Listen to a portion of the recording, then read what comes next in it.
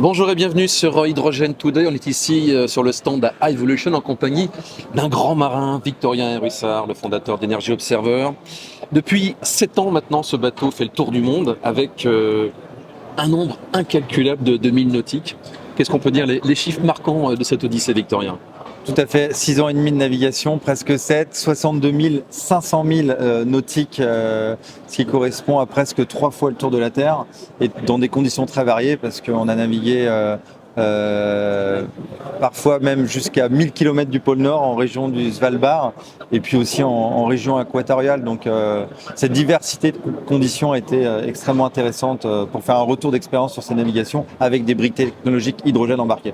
Et ça marche. En fait, la pile à combustible tient le choc, tout comme les autres composants d'ailleurs. Exactement, donc c'est vrai qu'à bord d'Energy Observer, outre le fait d'être en mixité énergétique avec l'éolien, du solaire, de l'hydroélectricité, de la batterie, on a en effet toutes les chaînes, une chaîne de production d'hydrogène et d'utilisation de l'hydrogène à bord.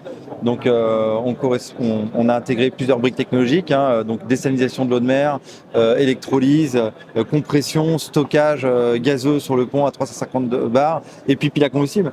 Et en fait, ça a extrêmement bien vieilli. On n'a pas eu de problème. Souvent, on me parle de dangerosité de l'hydrogène, mais l'équipage s'est jamais senti Pas de en danger. soucis, pas de problème de sécurité. Non, on a juste un petit système qui nous pose problème. C'est pour être très transparent, parce que c'est important d'être transparent. C'est au niveau du stockage.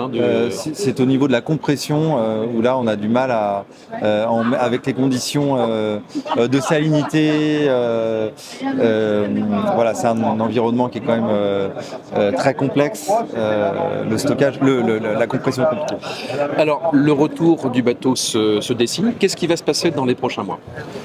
Une dernière grande escale à New York, une dernière traversée de l'Atlantique. On va revenir en période des Jeux Olympiques. Donc on va arriver mi-juin en Bretagne. D'abord, on s'arrête à Saint-Malo, notre port d'attache. Évidemment. Voilà. Évidemment. Puis ensuite, on va venir sur Paris quelques mois, de mi-juillet jusqu'à mi-octobre, pour partager cette aventure technologique autour du monde. Hors norme, on peut le dire.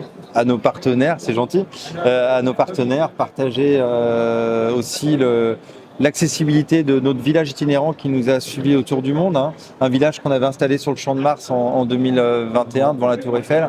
On va essayer de faire un partenariat avec les écoles pour leur faire visiter, si on peut, le navire et ce village. Pour terminer, le prochain projet, c'est Energy Observer 2. Cette fois, c'est un cargo. Alors, on a plein de projets. En fait, c'est vrai qu'on est parti de ce navire laboratoire, Energy Observer. On a l'équipe de production audiovisuelle qui a son expertise sur la transition énergétique.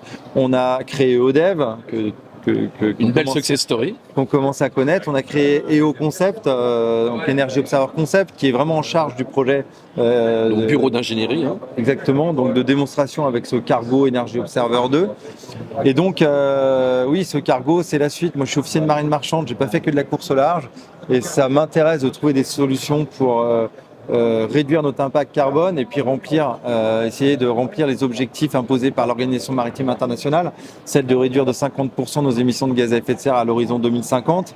Donc cette nouvelle exploration technologique, c'est sur un cargo électrique à pile à combustible, mais avec une centaine de piles à combustible intégrées, et puis passer de l'expérimentation autour de l'hydrogène gazeux à l'hydrogène liquide, donc grande quantité. On parle d'un stockage d'environ 40 tonnes dans des réservoirs à l'arrière du navire. Donc voilà, on est en train de faire les études, le design de navire, les études de risque.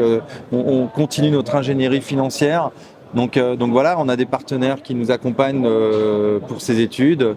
Je pense à la CMA-CGM, à Toyota, à Air Liquide. Donc voilà, c'est pas fait. J'aimerais beaucoup. Ça suit son cours. Mais ça suit son cours. C'est quand même un énorme projet. On parle d'un navire de 160 mètres de long. Et puis voilà, certainement d'autres choses qu'on aura l'occasion d'aborder. Voilà, je me pose la question, on a fait ce premier tour du monde, c'est un peu comme Bertrand qui avait fait son Picard, qui a fait son premier Solar Impulse, et est-ce qu'on n'a pas intérêt à refaire un autre type de navire en allant explorer d'autres types de technologies? Voilà, c'est un projet en gestation qu'on pourrait présenter dans quelques mois, pourquoi pas à Paris quand on sera de retour. Avec plaisir. Victorien Héruissard, Energy Observer, à très bientôt sur Hydrogen Today.